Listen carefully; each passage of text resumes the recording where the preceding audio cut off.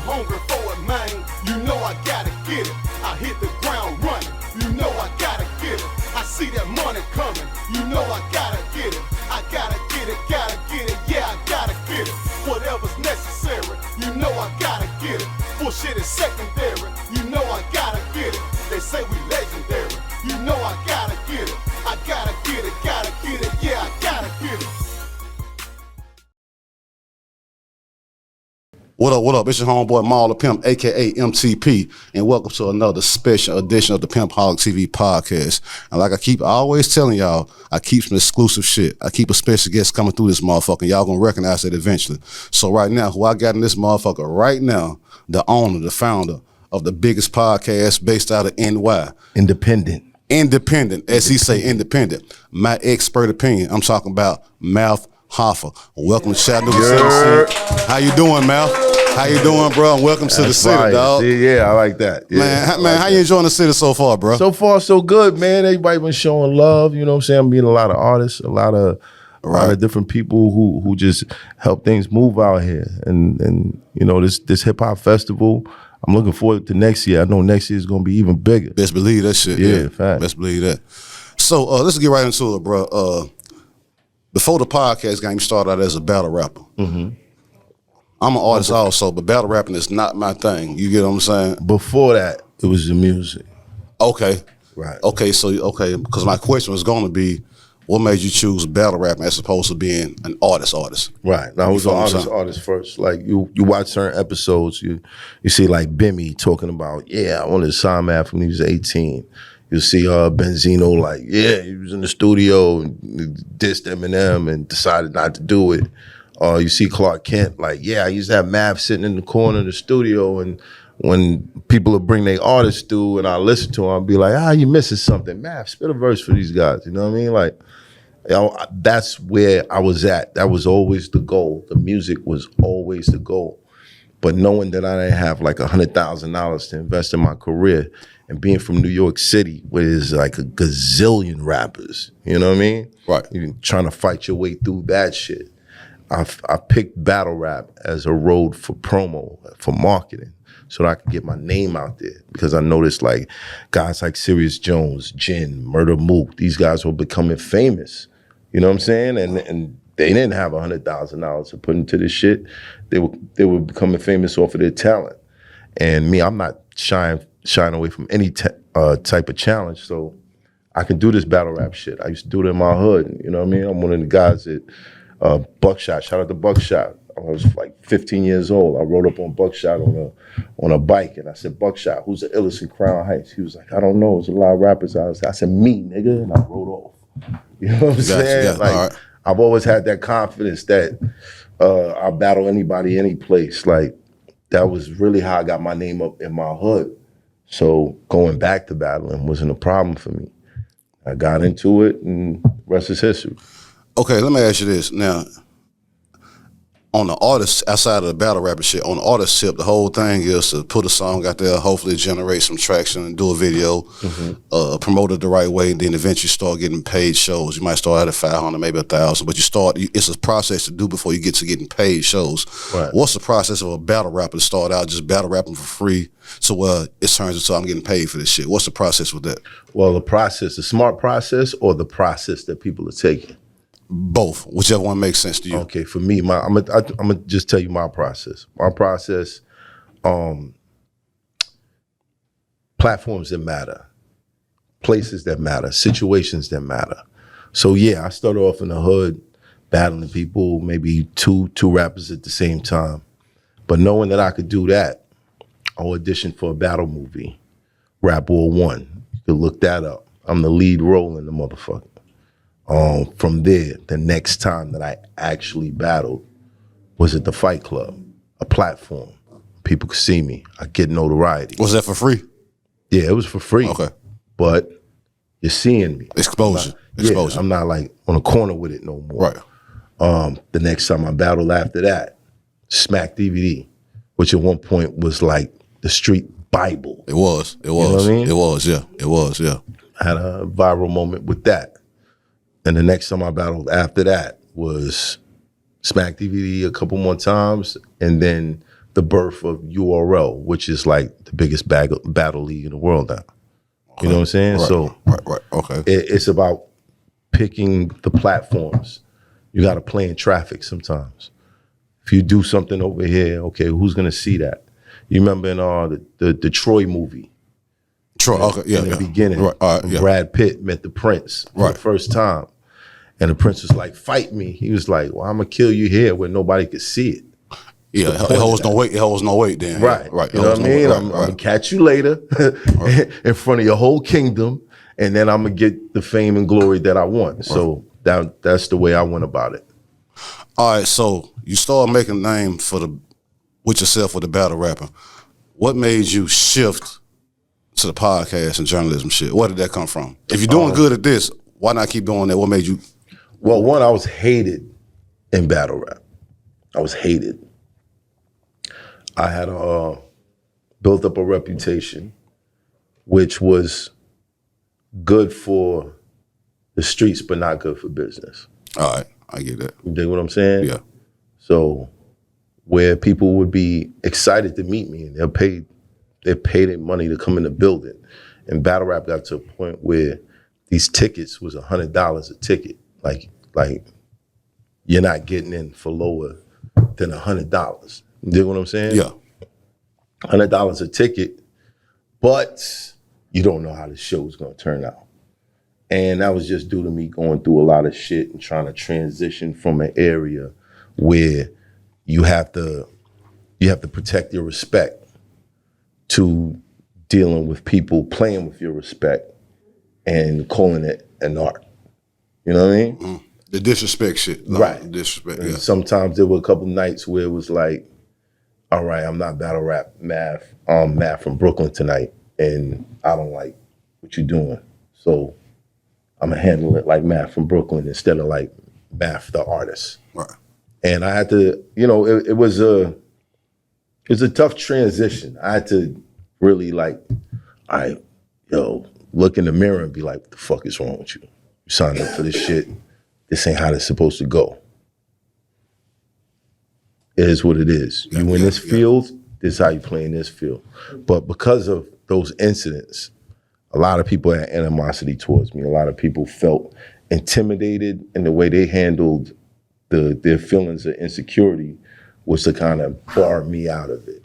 You dig what I'm saying? What do the battle rap blackball? Yeah, blackball. So like where you might see another battle rapper almost getting a fight on stage and then you'll see him back in like a month, 2 months.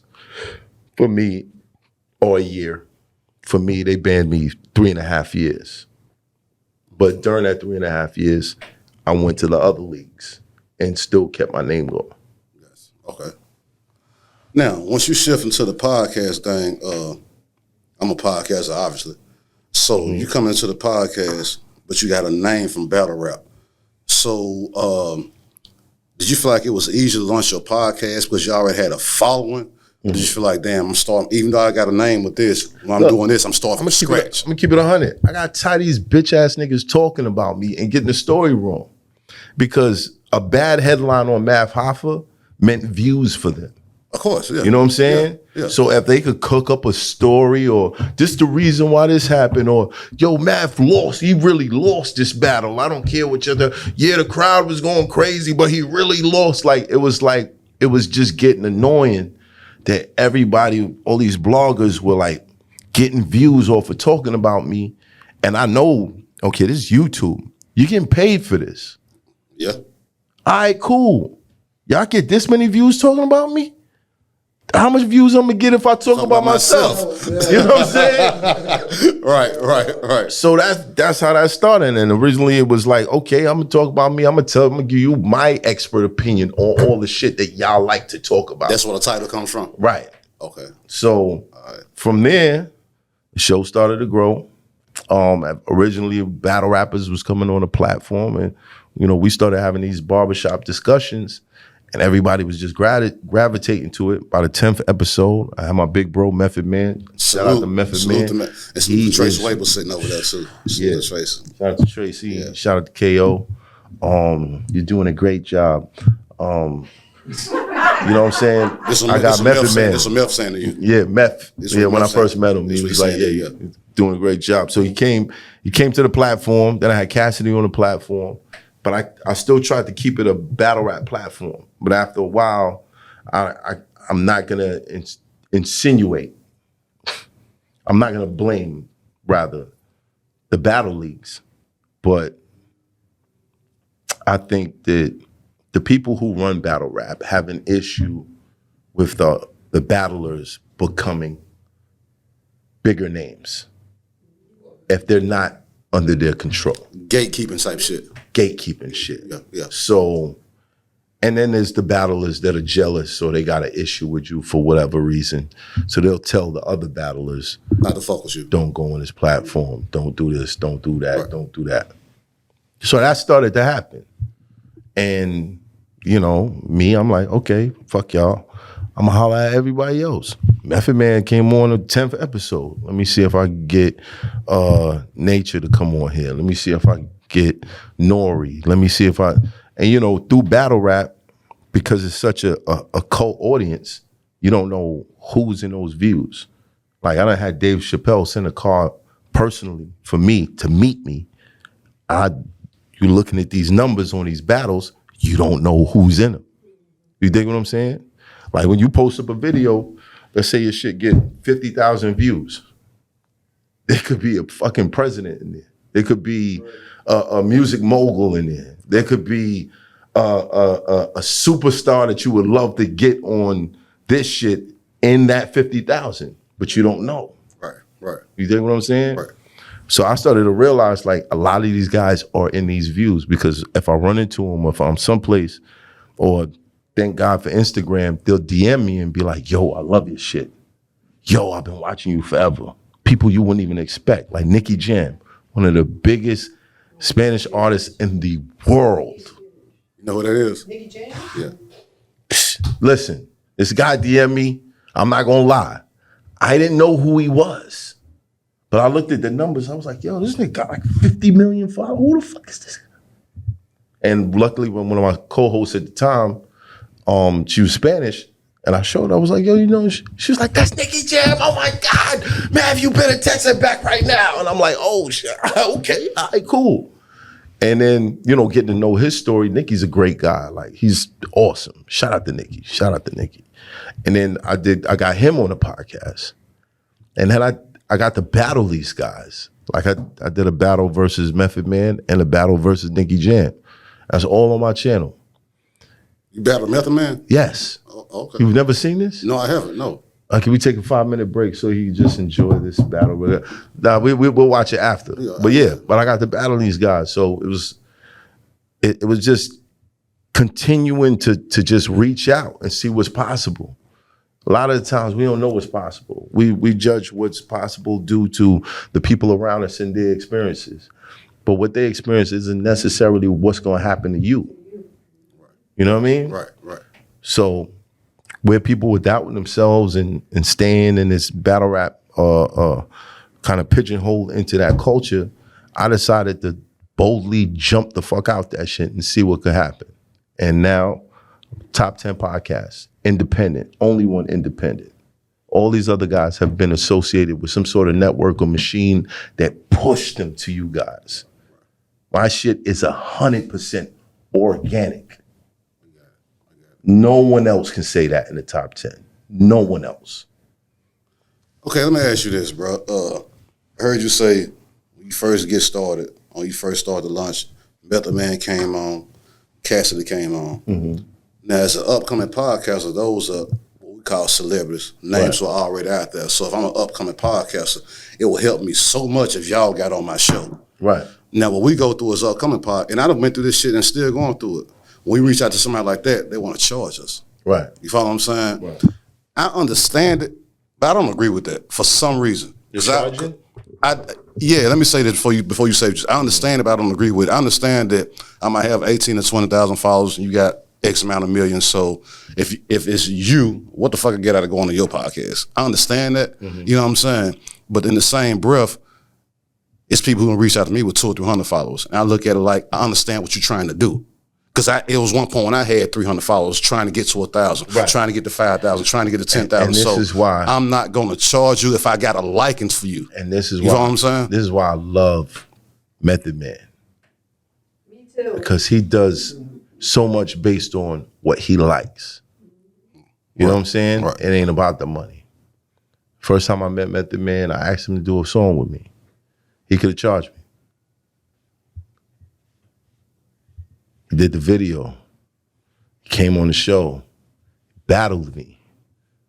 All because, yo, I appreciate what you do.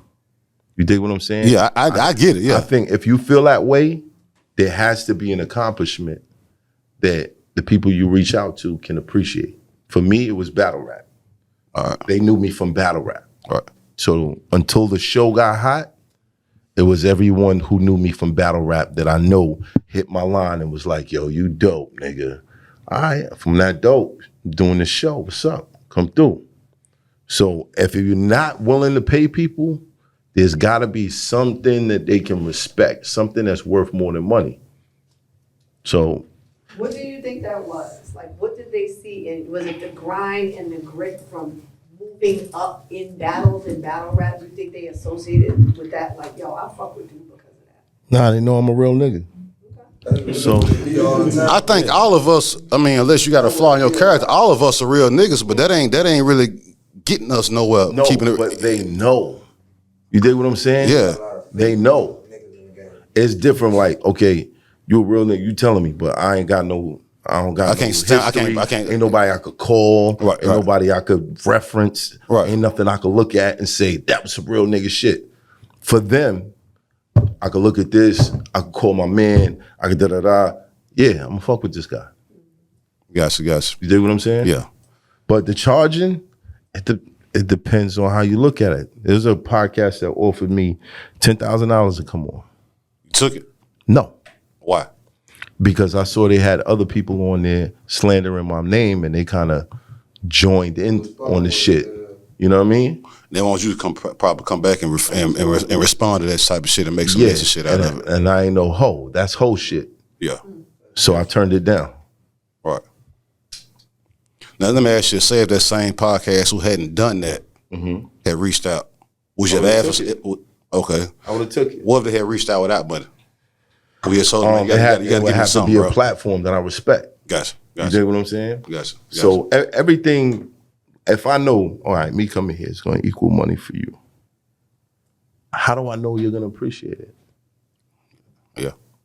If you ain't paying me and you ain't going to put yourself in a position where you do me a favor, how do I know you're going to appreciate it? Right. You know what I'm saying? Right. I get that, yeah. So that's where the money comes in. And you're going to make money off it, because if you put the shit out and people see my name, they're going to click on it. Right. So you're getting introduced to an audience that you never met before, that never seen you, and that's where you get the shine. Right. You know what I mean? Right. If you're not an interesting podcast, if you're not somebody that's gonna make it entertaining, they ain't gonna come back. They go, okay, yeah, I'm just following his interviews. But if you capitalize on that moment, you get to take some of that fan base. Right. Luckily for me, I had a fan base that these guys could come take too. Right. Gotcha. So it was like, oh, who this Mav got on a, oh, okay. I never really fucked with his shit. Let me check him out. Right. And the beauty about my podcast is people walk into that shop and get humanized instantly. It's like you look at stars, you see them in the music video, what they doing. They hopping out of cars that most people don't got. They shooting a video in a villa that most people will never see in life. They stepping off a private jet, most people will never feel that feeling. You bring them back down to earth. You bring them into a barbershop. Down to earth. Oh, everybody's been in a barbershop. Barbershop talk, yeah. You know what I mean? Yeah. He's sitting there for 2 hours and you talking, talking about your life.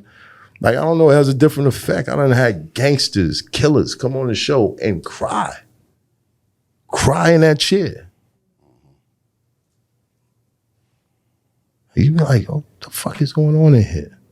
It's just something different. So for me, authenticity has always been the shit.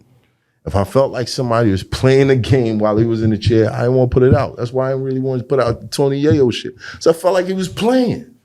Like, yeah, yo, why you playing, man? Like, what's wrong with you? Blood? That was going on? What the fuck? Hoffa, come on, you a battle rapper, nigga. Stop playing. You know what I mean? You know your man that he respect you and you know what I mean? He show you love and all of a sudden the camera come on, he's like, yo, this guy's a dweeb. You're like, what the fuck? Where that come from, bro? Yeah, What you doing? Yeah. This for the camera? Why you didn't let me know you was gonna do this? All right, you know what I'm saying? yeah. Like, and I ain't calling Yayo a fake nigga. No, I just feel like I know what you're saying. I know what you're saying. He knows how, okay, we gotta make this interesting. So knowing that, why would it be offensive? Knowing he's just doing, I ain't nothing against you, bro. I'm just trying to make your shit interesting so your numbers can go up with my shit. Because for me, I feel like it would have been interesting anyway. Regardless. Right. You didn't have to do that. Yeah. Gotcha. But he did that. All right. The numbers was good. I ain't gonna lie. You know what I mean? But it's not gonna encourage me to like sit there and do something outside of my character just for the numbers. That's not what I'm here for. Right. You know what I mean? I believe in being accurate with reality. I believe in being on time with the universe. So when I say something or I project something for the future, the universe knows like, oh, this nigga's such a real nigga. We got to make this real. You dig what I'm saying? Yeah, I get it. Yeah, if you're a truth speaker, you someone who speaks truth, and you make that a habit in your life, it's almost like when you speak of the future, it's like God or Jesus, Allah, whatever you want to call it. It's like we have to make this real because he's always real. You dig what I'm saying? I get it. Yeah, I get it. So that's where I stand with it. And that's why I didn't really appreciate that. But for the most part, authenticity is what they get when they watch my expert opinion. So they get the real shit. Speaking on that, my expert opinion, once you decide to go and do the podcast, I love the barbershop setup. So once the whole idea, I'm gonna go from idea to fruition, meaning the idea come, I want to do a podcast. Give us the steps and the process you took from the idea to the actual podcast itself, from the setup to the everything you went from once I thought about it to now it's going on. What was the process with that? I got something to add to that. And did that affect like you was doing your battle rap? Like you was sure about you was about to do podcast? Yes. Put all that into one ounce. Yeah. I gotta kind of like what you love to do, because I know you love battle rap. I didn't love battle rapping after a while. Okay. Because I got tired of the guys that would make up stories. Okay. Like my last battle, I battled this dude named Geechee Gotti. Shout out to Geechee. You know, Compton Crip, you know, I felt like it was important for me to spread a message.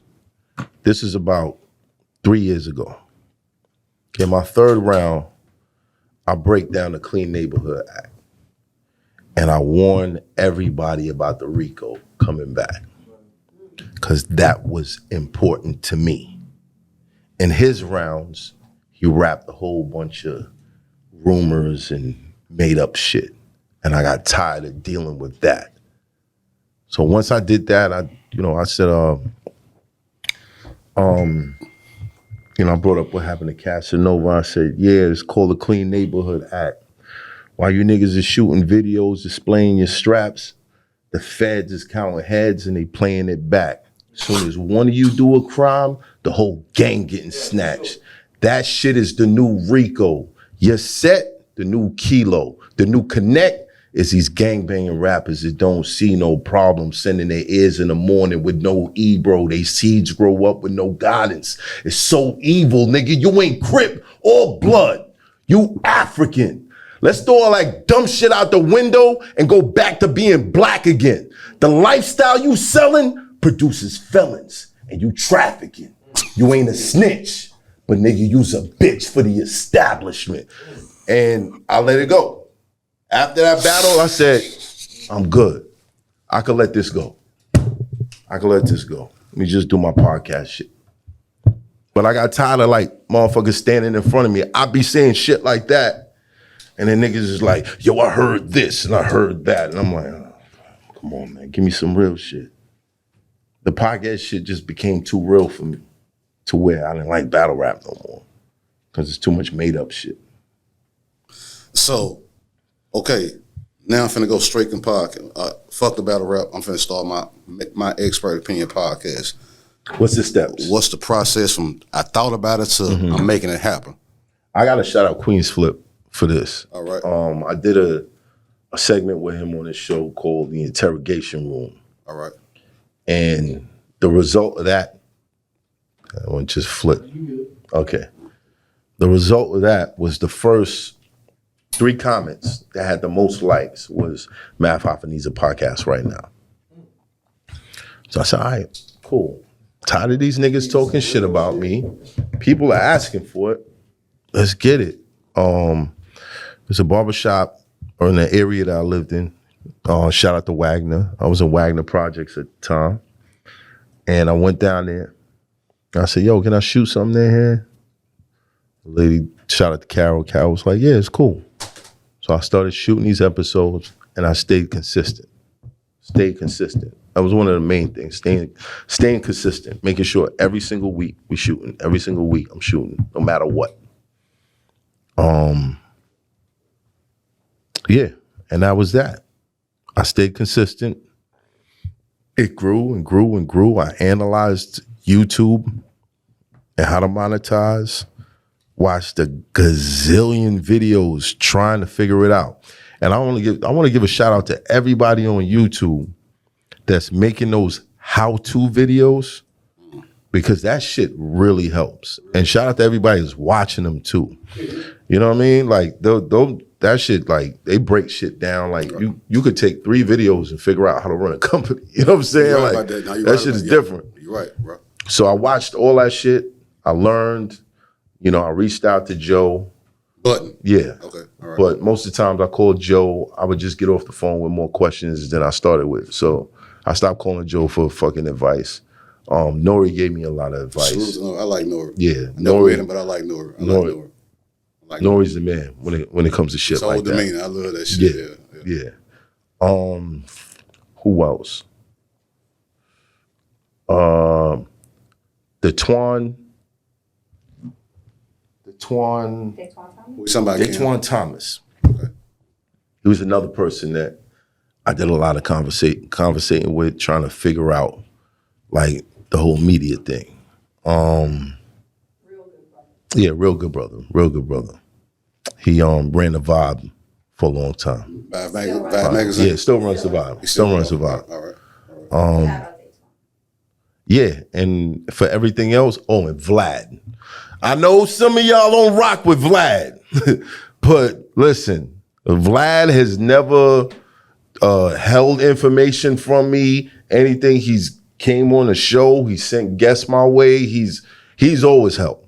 He's always helped. So shout out to Vlad, man. He definitely helped me a lot too. I understand why people say what they say about him, but at the end of the day, bro, he's a podcast, he's an interviewer, he asks the questions that people want to hear. Facts. Motherfuckers on you if you answer that shit.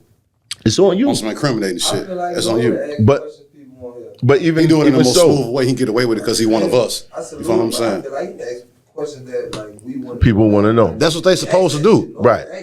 But if I got a pending case and you ask me that, my lawyer said don't talk about that. I feel like they ban him because he's white, and I'm just saying that. Yeah, that's a fact. I understand why I do that to him, but I don't hold him accountable for That's shit, a fact. bro. Fact, because wasn't nobody complaining about when he was DJ Vlad the Butcher. Right. You know what I'm saying? Wasn't nobody complaining about the shit that he was doing. Right. There wasn't nobody mad at the Biggie projects that he put out, the Tupac projects that he put out where he got a whole bunch of artists to basically recreate albums and have new features on them. That shit they did with Pop Smoke. Right. Vlad was doing that with Biggie and Tupac before that. Okay. And not making a dime off of it. You dig what I'm saying? What'd you say, Kim? He's a great businessman. Okay. Right? Right. For sure. There are things that I think That what? you're going to discuss him right now, and the call out and a lot of the stuff that's happening. There's times where he may overstep in a culture that he is not representative of. Again. And that is why people have raised issues. Prime example, calling out artists in the culture and telling them what you think they should be held accountable for, right? Like, and I'm talking specifically about what's going on. over, between Israel and Palestine, Okay. right? So coming in the space when you do have so much influence and you have a lot of followers and you start to point fingers at people, whether it's Khaled or Drake, and demand that they say something, you don't have the right to do that. And that's where he gets it twisted. So if you're gonna talk about him and big him up and big up his business, that's great, right? But let's not ignore other things that make people say the things that they say about him, right? So it doesn't come from a place of nowhere. And there is, I think, I do hear your argument that he can get attacked for, not being, just for being. Right. Was he Russian? We made him. Yeah, you're right. Right. Yeah. We let Right. him in our culture. But I gotta say this though.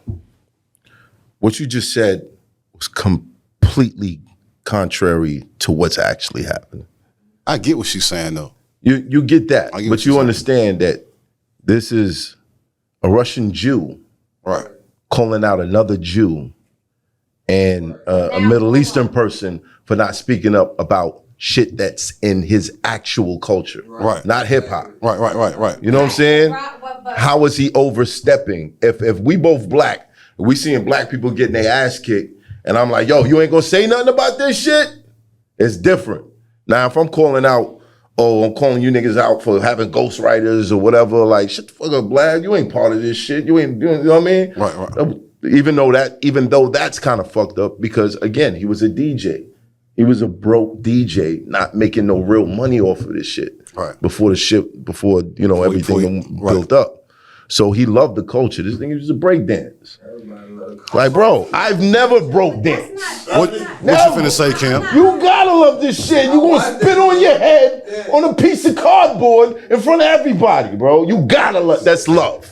That's love. I ain't do it. That's love. Kim, what Niggas you was get gonna down on one knee to show their love. This nigga was spinning on his head, bro. So Vlad was a Facts. The top of his shit is light now, bro. Hey, Kim, what you finna? You look at the top of his head is light from all that spinning. That nigga the crazy. Nigga did That to nigga show crazy, that he bro. loved hip-hop. That nigga You crazy. understand what I'm saying? So I can't agree with that. I'm just saying I can't agree with that. Can't agree with what? Whether he has a place to call people out is, you know what I mean? Like, if you're calling them out for something that's actually of your culture, because you're Jewish, he's Middle Eastern, and you have so much influence, maybe, if you say something, you might be able to change shit. I feel like Michael Jackson could have ended wars and started them if he felt like it. felt like it for sure. You feel what I'm saying? Makes sense, Rick. Yeah. So rather than ignore like the shit that's going on, Well, how And do you know that they're ignoring what's going on?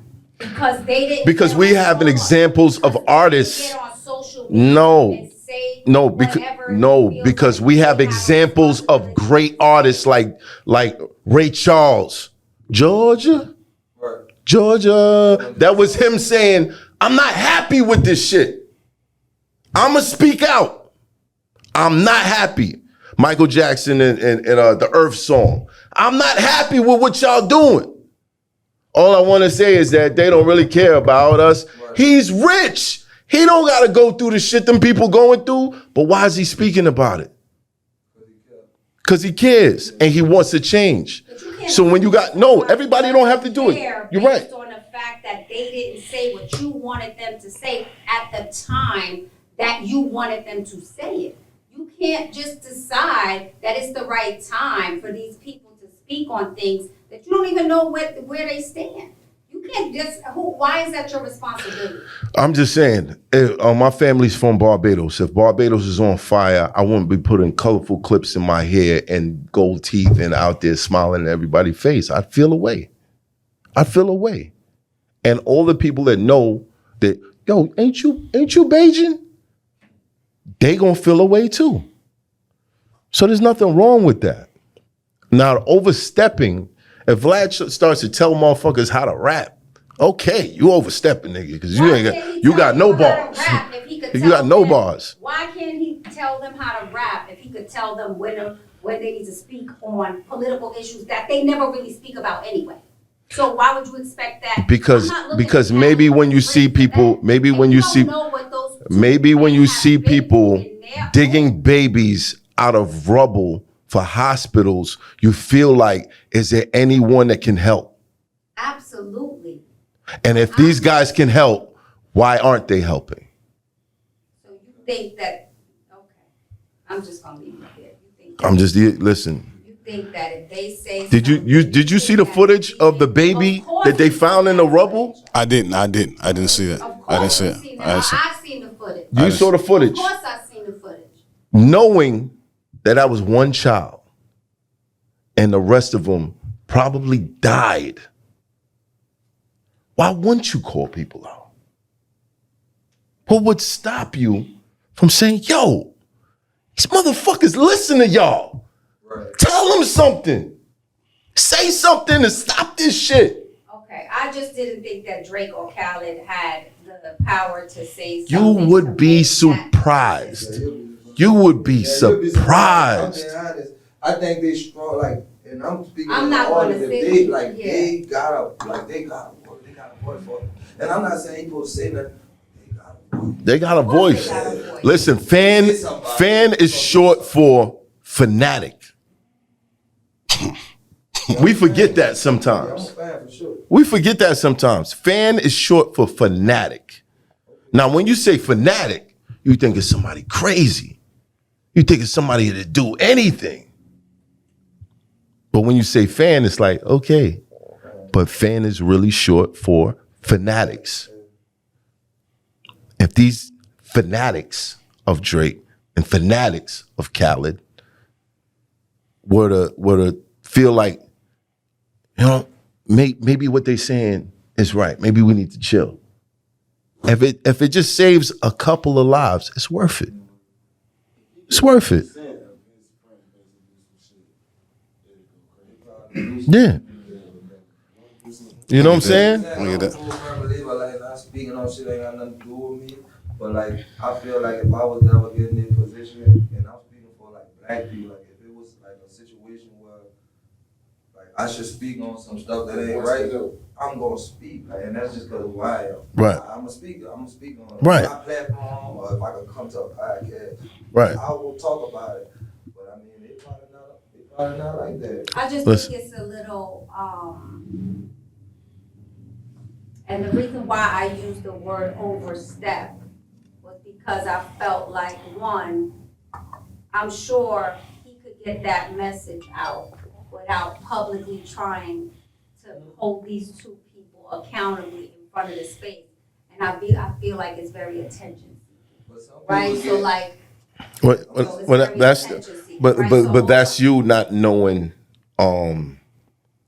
what his true intentions are. and that's him not knowing what Khaled's true intentions are. It's the same argument. Before we get out of here, I gotta do this with you. I got a few more questions, but I don't think we got time to do that. So I gotta do this with you before we get out of here. I want to do something with you called the Pick One Challenge. One name, two things, you pick one. First one. Bad Boy Rockefeller.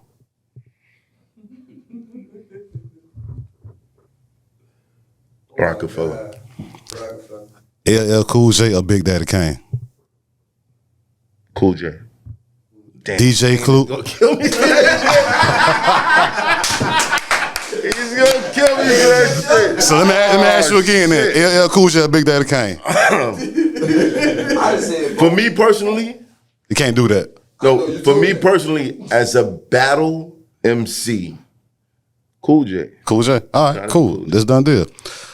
DJ Clue or DJ Who Kid? Clue.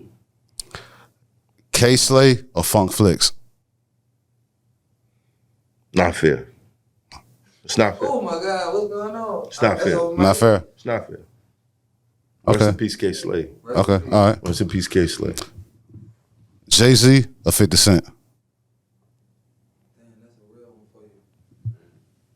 That's a real one for you. Jay-Z. Yo MTV Raps or BET Rap City? I asked you that. Hold on. I asked you. You said Yo MTV Raps or BET Rap City?